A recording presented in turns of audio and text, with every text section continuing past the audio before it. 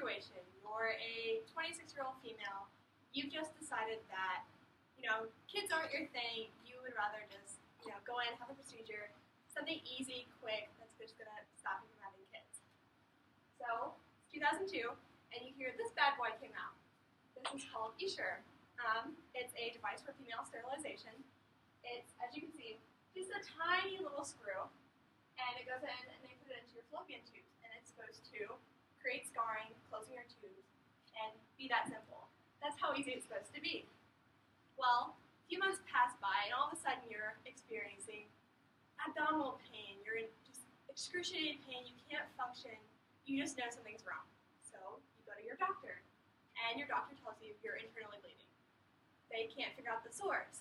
So you go through all this process. You've been in and out of the doctors, and finally they figure out it's this little device. So then you're told, well, if we take it out, you're going to have shards of metal left over from the spring. This is just one of the cases that happen with biomedical devices today. And this story came from a new Netflix movie, it's a documentary over biomedical devices called The Bleeding Edge. This movie is directed by Kirby Dick. Okay. So an overview of what I'm going to be teaching about this is what was the Bleeding Edge movie. I'm just going to give you a brief description. What exactly is a biomedical device, and what the biomedical industry's demand for profit is, what is the FDA and what do they do, and problems regarding their standards and what the devices have to go through, as well as I'm going to share another story with you from a hip replacement that was made out of pool wall. And the purpose I'm doing this speech for is just to inform you about biomedical devices. It's not meant to scare you or take you away from that kind of field or anything like that. It's just like the truth of what actually happened in these fields and how companies can be.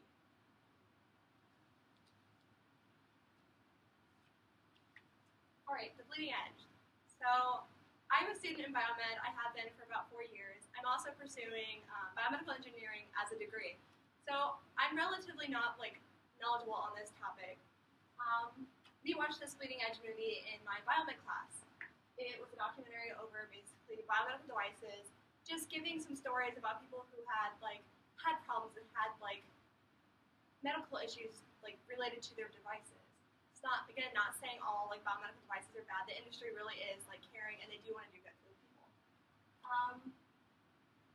Once I said, the movie is directed by Kirby Dick. He was also another director of a movie that got nominated for an Oscar called Twist of Fate. Okay, so biomedical innovations, what's their purpose? So, according to the World Health Organization, the purpose of biomedical innovations is to serve, maintain, and improve the health of those they affect. So these little things could be anything from a little Band-Aid in your counter that you put on for a scratch to stop bleeding, or it can go all the way up to a mechanical arm, like a prosthetic. So biomedical devices range anything. Things that you would think are so small are actually considered biomedical devices. Somebody took the time to come up with this design.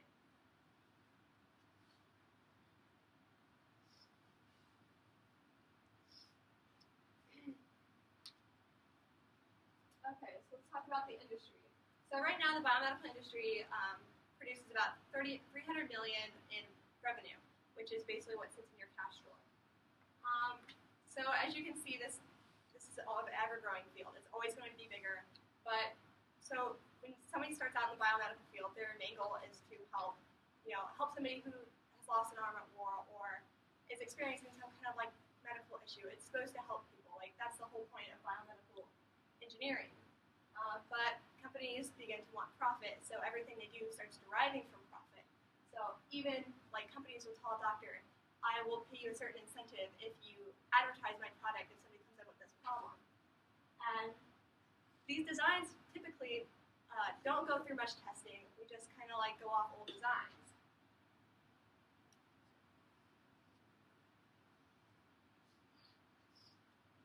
Okay. And these designs go through the FDA, which I'm sure many of you have heard of. According to the FDA's website, they say they protect by ensuring safety, efficiency, security of human and veterinary drugs, biological products, medical devices. Their job is basically to regulate what gets put out in the market. So they're supposed to make sure whether it's all the way from food to prosthetic arm, that's another example I keep using, but they're supposed to make sure that everything is safe that they put on the market. Like it's not supposed to have any kind of risk or anything. It's supposed to be tested, all of that good stuff. But there's about two things that most medical companies use when producing products for the FDA. One is substantial equivalence, which is basically saying like, this is kind of similar to a design that's already put out there. We already know it works. So this is how we're going to use it. This is why I think it should be certified. And the second one is pre-market approval, which is basically having scientific evidence, some kind of test to show that you've tested that it works, it's not going to cause any kind of problems. What's the problem with this? So a company can claim that, oh, it's just like this device, it's not going to cause any problems. So the FDA doesn't make them test it at all. They just say, okay, it's a replica of this device, just made better, so it's safe to put on the market. But in reality, they didn't test it. They didn't go through all the necessary standards that they should be if they're putting a market, like especially a device that's going to go internally into the body. And then companies will also scientifically investigate.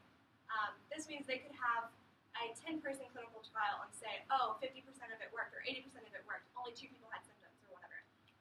10 people is not enough to show what it's going to do to the population. There's so many people. You need to have multiple clinical trials, multiple people, and then different types of people, different sizes, all varieties. It's not safe to just test 10 people and say the product's good. But since they can say they scientifically investigated, they can get away with this. This leads to biomedical devices that really shouldn't be on the market to just enter the market freely and have people basically turn into guinea pigs and just say, hey, put this in. Like, they don't know that it's not tested, but it's basically getting put in you and you're just the guinea pig to that company. Okay, so I'm going to go over a little story about like this kind of device that relates exactly to these two things. So a hip replacement came out. Hip replacements have been around for 30 to 40 plus years. You know, we know the technology, it works. Past things are working, people have been just fine with it. But companies know that old things aren't going to sell. They're going to want to put something new out on the line that's going to grab everyone's attention because we all know new and improved is what's going to sell on the market. So company designs a new hip replacement. They build it out of the metal cobalt. They start putting it in people. It gets away because of the first rule, substantial similarity, gets put on the market. People go in and use this hip replacement thinking, okay, this is going to be better than old solutions. They put it in and find out that the cobalt is leaking into the bloodstream and into the human body. This begins to cause deterioration in both the physical and mental aspects of this human being. So here's an example of a doctor even uses. His name's Stephen Tower. He tried the product and started experiencing symptoms that he would relate to as schizophrenia. Could not mentally function. His body just began to break down. Everything like that. He just could not function. All because of this medical device that wasn't tested properly, that was distributed to the market. Like I said, it was cleared because of substantial similarity.